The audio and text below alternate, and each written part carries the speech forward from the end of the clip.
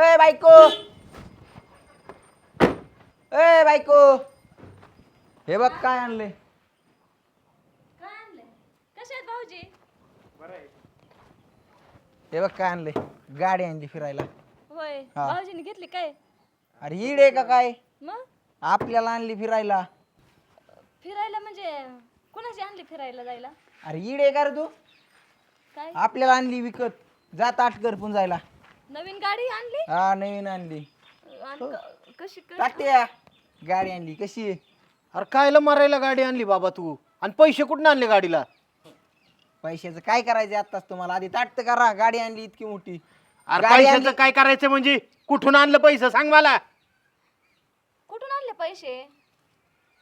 अरे ताट तर कर की आधी सांगतो. अरे पण पूजा बिजा करायला तू आणली कुठून ते सांग ना. अहो तात्या सगळं सांगतो पण आधी पूजा तर करू द्या ना गाडीची. जा वहिनी हा ना. जा ताट कर. जा बरं ताट करून ताट कर. आता हे कशाला आले तू? कोण आहे? कोणी कोण आहे मामा? या ओळखीच नाहीत का? म्हणलं गाडी घेतली यावा भेटून. अरे वा. गाडी घेतली म्हणतोय बरं का पोरग. जाऊ दे आता आम्हाला गरज होती पण काय कसं या वर केलाय त्याने तेच कळा ना आम्हाला. तेच ना हा ना. आमच्याकडे त्यांनी 2 एकर गहाण ठेवली. म्हणजे मला काय माहिती गाडी घेऊन यायचं. गाडी घेताना दिसला ते म्हणले नाही, पैसे काय कामाला सांगितले आणि काय कायला घेतलेत म्हणलं. पाईपलाईन करायची म्हणला होता. अरे माकड्या, अरे तुझ्या तुझं जमीन गहाण ठेवली काय तू? हा जमीन गहाण ठेवली आणि 20 लाख रुपये घेतलेत आमच्याकडनं त्या 2 एकराचे. अरे या गाडव्यासाठी जमीन गहाण ठेवतात का कुठं? आता 20 लाख रुपये घेतले म्हटलं. पाईपलाईनचा एवढा मोठा विषय. पाईपलाईन लांब अंतराला लागत असतील पैसे एवढे. जीसीबी त्याला पाईप महाग झालेत. 400 रुपयाला पाईप आहे. आपण पाईपलाईन कुठं खाण्याची आम्हाला? कोण म्हणलं त्यानं तुम्हाला? मग पाणी आणायचं म्हणलं ते मला.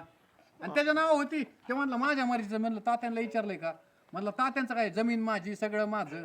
अरे ह्याच्यासाठी तुझ्या नावावर जमीन केलती का? हा? तात्या जमीन माझ्या नाव होती. मी घाण ठेवली आहे.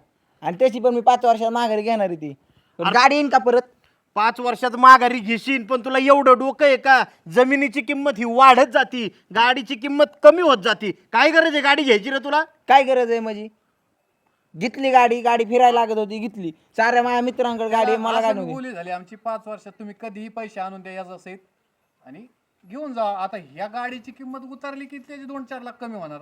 कसे टक्के नाही ते आमचं तुम्ही तुम्हाला डायरेक्ट सगळं मॉर्गेज केल्यासारखं केलेलं आहे. आमच्या नावावर झाली, हर्षदच्या नावावर केलेली आहे आम्ही. तुला थोडी अक्कल आहे का?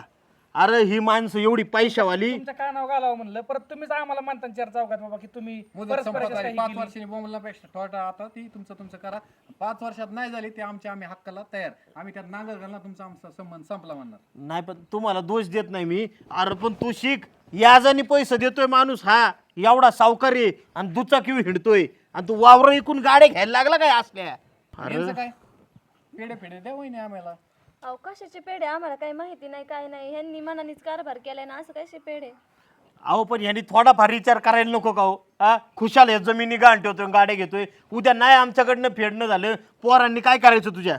मी फेडीन आणि जरी नाही झालं तरी ती दुसरी आहेच की आपली जमीन. दुसरी हायच की त्याच्यात येणं पाय ठेवून दाखव आता परत. नाही तुला लंगडच करून ठेवला ना बघ मग.